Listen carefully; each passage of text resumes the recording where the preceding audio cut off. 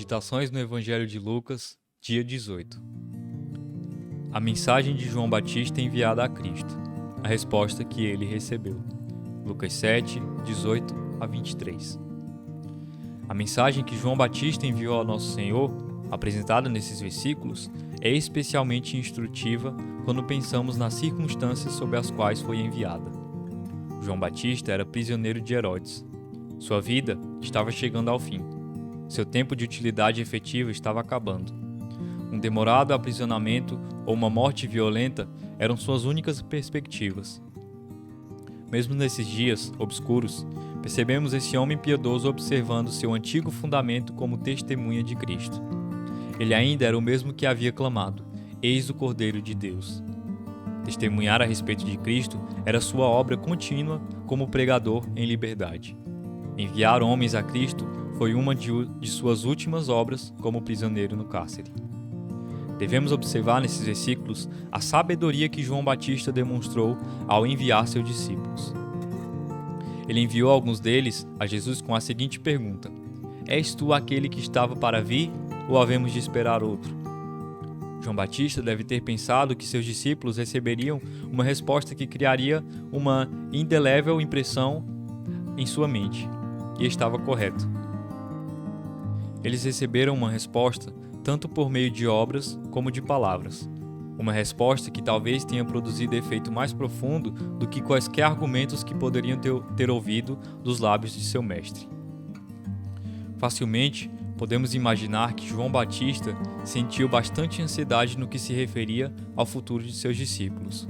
Ele estava ciente da falta de conhecimento e fragilidade da fé exercida por seus discípulos. Sabia quão natural seria para eles considerar os discípulos de Jesus com sentimentos de ciúmes e inveja. João Batista conhecia a grande possibilidade do intolerante espírito de partidarismo prevalecer entre eles e mantê-los distantes de Cristo quando seu mestre morresse. Dentro de suas possibilidades, ele tomou a devida providência em relação a essa situação enquanto estava vivo.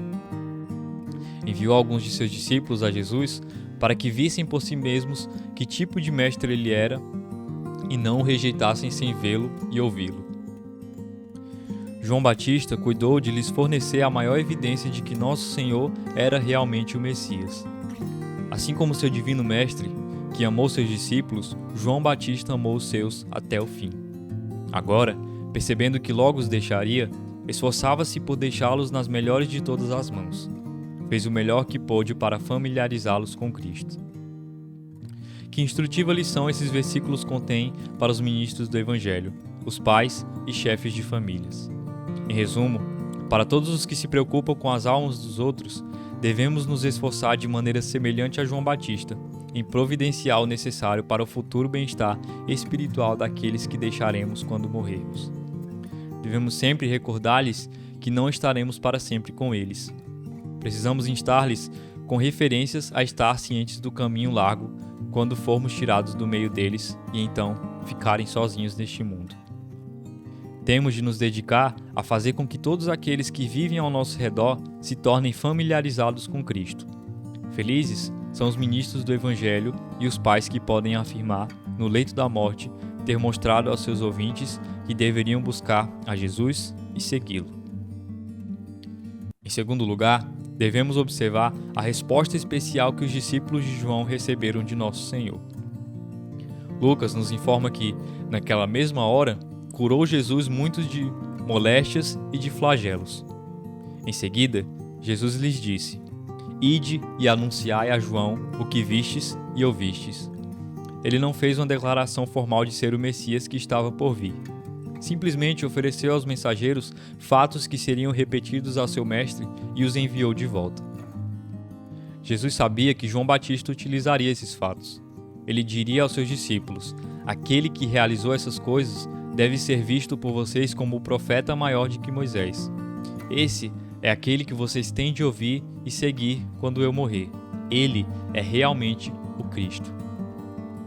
A resposta de Nosso Senhor aos discípulos de João contém uma grande lição prática, e nós faremos bem se a recordarmos. Ela nos ensina que a maneira correta de avaliarmos as igrejas e os pastores é examinando as obras que eles fazem para Deus e os frutos que produzem. Desejamos saber se uma igreja é verdadeira e digna de confiança? Queremos saber se um pastor é realmente chamado por Deus e correto naquilo que crê? Temos de aplicar-lhes a antiga regra das Escrituras: pelos seus frutos os conhecereis. Assim como o Cristo seria conhecido por suas obras e ensinos, assim também devem ser as verdadeiras igrejas e os ministros do Senhor Jesus. Quando os mortos em delitos e pecados não são vivificados, e os espiritualmente cegos não recebem de volta a visão, e os pobres não ouvem a proclamação das boas novas, em geral podemos suspeitar que ali Cristo não está presente. Onde ele está, será visto e ouvido.